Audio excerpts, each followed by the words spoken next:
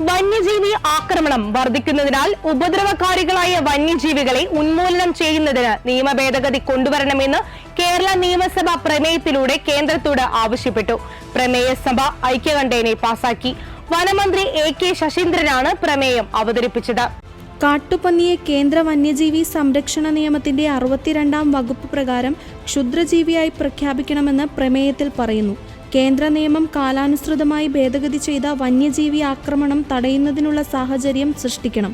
കേന്ദ്രം വന്യജീവി സംരക്ഷണ നിയമത്തിലെ 11A വകുപ്പ് പ്രകാരം വൈൽഡ് ലൈഫ് വാർഡിന് നൽകിയിട്ടുള്ള എല്ലാ അധികാരങ്ങളും അടിയന്തര നടപടികൾ സ്വീകരിക്കാൻ കഴിയുന്ന വിധം ചീഫ് ഫോറസ്റ്റ് കൺസർവേറ്റർമാർക്ക് നൽകണമെന്നും പ്രമേയത്തിൽ ആവശ്യപ്പെടുന്നു.